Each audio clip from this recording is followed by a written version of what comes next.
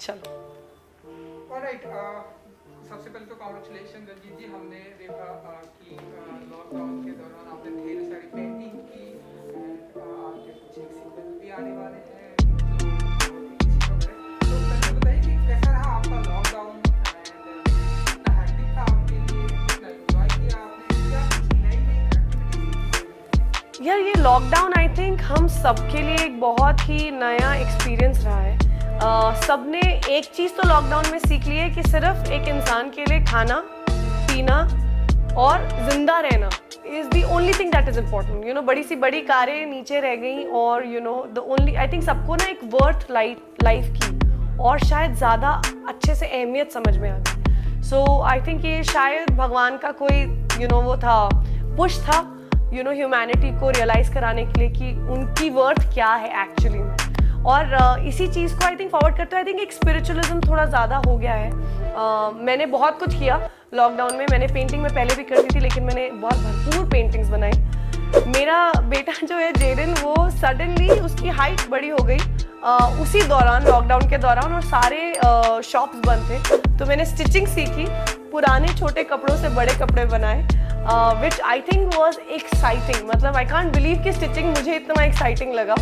और मैंने direction try किया है पहली बार। मैंने घर में छोटी छोटी स्टोरीज बनाना शुरू किया है अभी, क्योंकि अभी तक मैंने काम ऑफिशियली एक्सेप्ट नहीं किया है, शूट करना शुरू नहीं किया है। तो डायरेक्शन में मैं हाथ ट्राई कर रही हूँ। तो I have done a lot. I think ये लॉकडाउन में वो सारी क्रिएटिविटी फूट फूट के निकली है।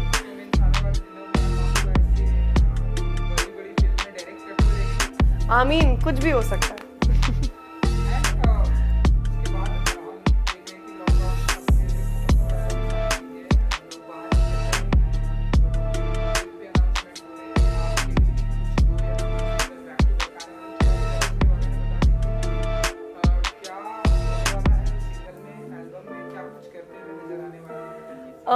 यार हाँ, एक्चुअली बहुत एक्साइटिंग लगता है जब सिंगल्स आते हैं। मुझे याद है जब हम कॉलेज में थे तब एल्बम्स का चलन था, फिर बीच में बिल्कुल चला गया। बिल्कुल ही, मतलब एल्बम्स वाला टाइम चला गया।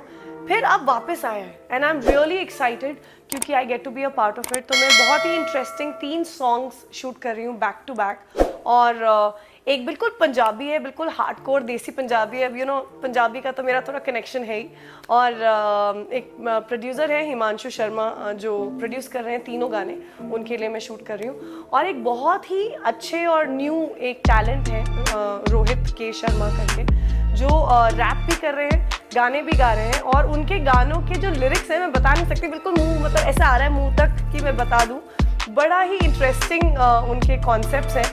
और मैं नहीं चाह के भी एक चीज़ बताऊंगी, ब्यूटी ऑन स्कूटी, एक ऐसा एक छोटा सा मैं हिंट दे सकती हूँ।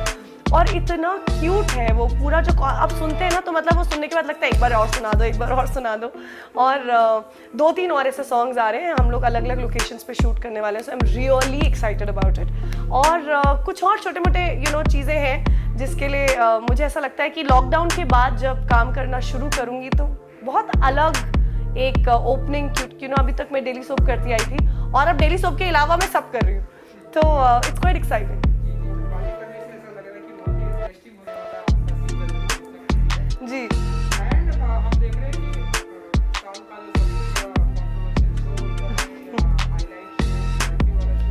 Big boss.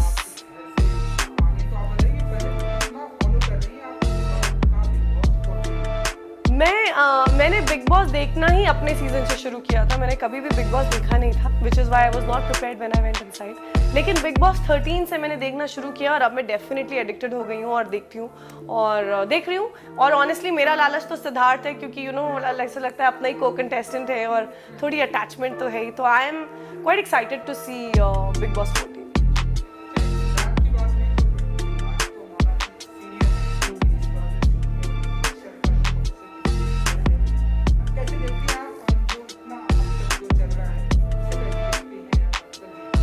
यार मुझे लगता है कि जो रियल गेम है वो सीनियर्स के जाने के बाद ही शुरू होगी। जब तक सीनियर्स घर में हैं तब तक सब थोड़े से बंधे हुए हैं। तब तक सब थोड़े से अपने आप को कहीं ना कहीं रोक रहे हैं, बिकॉज उनको पता है कि ये लोग तो कर चुके हैं। तो आप जब बहुत ही कोई एक्सपीरियंस्ड इंसान या बहुत लेजेंडरी इंसान या कोई आपके सामने होता है तो आप अपना पूरा रंग नहीं दिखाते।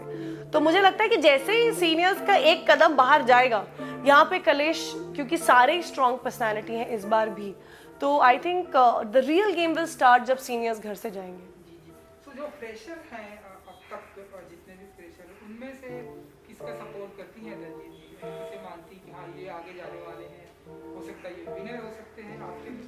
यार मैं थोड़ी बायस्ड हूँ निशांत के लिए, क्योंकि मेरे को एक्टर रहे हैं, मेरे ऑन स्क्रीन पति रहे हैं, और also I think he is a fabulous guy. और ये मैं सिर्फ क्योंकि मेरे एक बहुत ही क्लोज फ्रेंड है इसलिए नहीं कह रही। आई थिंक जेन्युइनली वो एक ऐसे इंसान है जो अपनों के साथ टिके रहते हैं, उनका स्टैंड लेते हैं। स्पेशली अगर किसी लड़की के साथ गलत हो जाए तो उससे बर्दाश्त नहीं होता है, और मैं वो दिल से चाह रही हूँ कि वो उसका जो साइड है वो और दिखे। So I think Nishant is going to be strong, और वो किसी से नहीं करता। वो बोलेगा तो मतलब फिर यू नो फुल ऑन बोलेगा। तो I am really excited about Nishant journey. मुझे बाकी निक्की बहुत इंटरेस्टिंग लग रही है। मुझे निक्की जब स्टेज पे आई थी तो यू नो मज़ा आ रहा था देखकर, लेकिन मुझे ये भी लग रहा था कि कहीं फेक तो नहीं है, यू नो कहीं वो क्यूट बनने की कोशिश तो नहीं कर रही, जो सबको ही लग रहा था कि कहीं। लेकिन ना उनकी जर्नी देख के लग रहा है कि नहीं यार वो ऐसी है कि मैं आई हूँ, मैं दोस्ती वोस्ती करने आई नहीं हूँ, मैं जहाँ जो करने आई हूँ मैं वो करूँगी, and I am gonna play a game. तो मुझे उनकी वो ट्रांसपेरेंसी धीरे धीरे बहुत अच्छी लगी।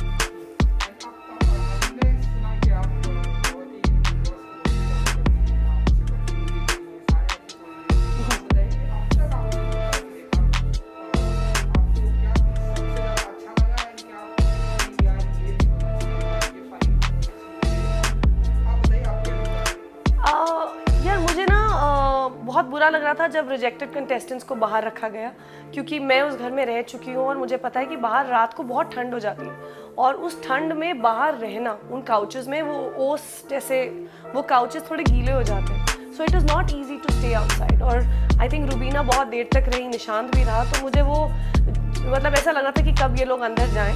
मुझे निशांत का, जानू का, यू नो जान या जो भी वो उन सारे कंटेस्टेंट्स का वो अटेम्प्ट बहुत अच्छा लगा कि पहले ही टास्क में उन्होंने अपने बाल भी उड़ा दिए, निशांत ने बिकिनी पहन ली, यू नो तो ये करना इतना आसान नहीं होता है, और आई वॉज वेरी प्राउड। सो मुझे स्टार्टिंग बहुत इंटरेस्टिंग लगी।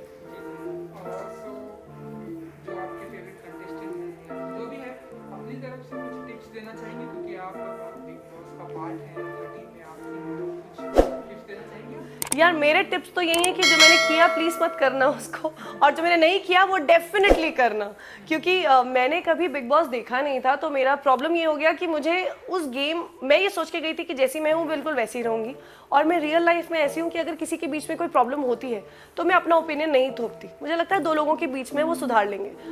जो बिग बॉस का घर नहीं है, बिग बॉस आपको सिखाते हैं कि अगर दो लोगों में प्रॉब्लम हो रही है तो जो भी आपके दिमाग में सही है, उस झगड़े में एक सही और एक गलत ऑब्वियसली होगा, आपके लिए जो सही है उसके साथ आप खड़े रहें और अपना भी ओपिनियन उसमें रखें। That is what big boss is about. जो मैंने क्योंकि कभी देखा नहीं था तो मुझे नहीं पता था, लेकिन मुझे लगता है कि उन कंटेस्टेंट्स को अपने इंडिविजुअलिटी को, अपने कैरेक्टर को, अपने ओपिनियंस को बहुत स्ट्रांगली रखना चाहिए। अब नॉमिनीज की प्रक्रिया भी चालू होने वाली है, तो दलजीत जी किसे चाहेंगे कि ये सबसे पहले आपको ये घर से बाहर जाना चाहिए? यार पता है ऑनेस्टली जब तक सीनियर्स नहीं जाएंगे ना, बहुत मुश्किल है ये बताना कि असलियत में कौन कैसा है। अभी सब थोड़े से सबमिसिव भी लग रहे हैं, लेकिन कभी कभी उनका वो रूप दिखता है। और क्योंकि अभी आप देखो सिद्धार्थ बहुत स्ट्रांग है, हीना बहुत स्ट्रांग है, यू नो गौहर भी स्ट्रांग है, तो उनके बीच में शायद पवित्रा फिर भी दिख रही है क्योंकि बहुत स्ट्रांगली वो बोलती है। लेकिन जैसे निशांत है, मैं जानती हूँ इंडिविजुअली कि वो बहुत स्ट्रांग इंसान है, वो जब बोलेंगे तो भड़केंगे तो मतलब दीवार टूट जाएगी, यू नो वैसे हैं। लेकिन वो अभी निकाल नहीं रहे क्योंकि may be he is respecting the seniors, he is letting it be. तो एक्चुअली तो मैं तभी बता पाऊंगी जब आई थिंक जब सीनियर्स जाएंगे और जब असली गेम जिनकी गेम है उनकी गेम शुरू होगी। एंड सलमान खान जो कि इस बिग बॉस के क्या कहना चाहेंगे आप उन्हें, कैसे वो जिस तरह से वो होस्ट करते हैं, आप तो वहाँ से आई हैं, सलमान सर को मैं जब पहली बार मुझे याद है मैं स्टेज पे मैंने एंटर किया था तो उन्होंने बड़े प्यार से अपना हाथ देखे मुझे स्टेज पे लेकर आए थे, और जो इंटरव्यू उन्होंने मेरा लिया, इंटरव्यू माने जो हमारा इंट्रैक्शन हुआ, ही इज़ सो वार्म।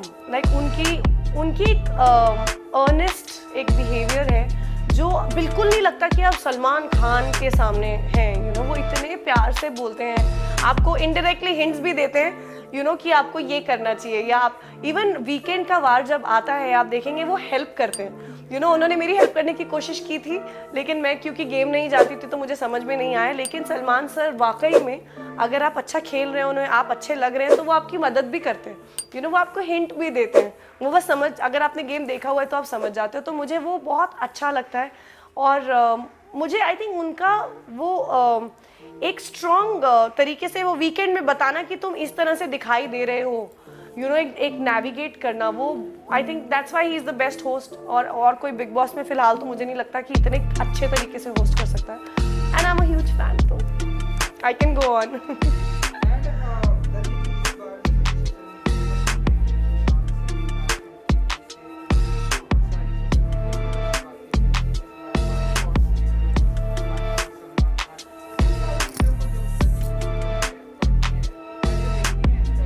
यार मुझे बहुत बुरा लगता है अगर कोई भी बोलता है कि बॉयकॉट करो बिग बॉस को, क्योंकि बिग बॉस एक ऐसा मंच है जहाँ पे कई लोगों ने अपनी दूसरी पारी खेली है। जैसे कई ऐसे एक्टर्स हैं जो, यू नो, जैसे हम लोग एज एन एक्टर बहुत स्ट्रगल करते हैं, यू नो। हम बहुत अच्छा करते हैं, कभी कुछ नहीं हमारे लायक, हम जो अपने नज़रिए से करना चाहते हैं, हमारे लायक कुछ नहीं मिलता, तो कई बार 2-2 साल घर पे बैठते हैं, जिसमें फाइनेंशियल लॉस भी होता है, एक ईगो भी जाती है। बिग बॉस एक ऐसा मंच है जहाँ पे कितने लोगों ने अपने आप को रीडिफाइन किया है, कितने लोग। और बिग बॉस का एक ऐसा टाइम था जब वो फ्रेशर्स को भी एनकरेज करते थे।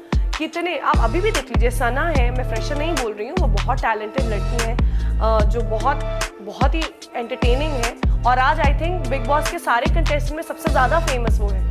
तो ऐसे मंच को जो यू नो ऐसे नामों को इतना बड़ा बना सकता है, वो पोटेंशियल हो, तो आई थिंक ऐसे मंच को ही तो प्रमोट करना चाहिए, जो वाकई में, जैसे मैं मेरे किरदार के लिए मशहूर हूँ, मैं अंजलि के लिए मशहूर हूँ, मैं शिखा के लिए मशहूर हूँ, मैं अंतरा के लिए मशहूर हूँ, लेकिन बिग बॉस आपको as a name, as Daljeet Kaur, आपको घर घर का नाम बनाता है। तो ये तो आई थिंक बिग बॉस को तो बॉयकॉट करना मुझे लॉजिक नहीं समझ में आ रहा है, क्योंकि हम सब कोई कहीं से आए नहीं है, हम तो मेहनत कर रहे हैं और वो मंच हमको एक और लेवल पे लेके जाता है। तो आई डोंट अंडरस्टैंड दैट।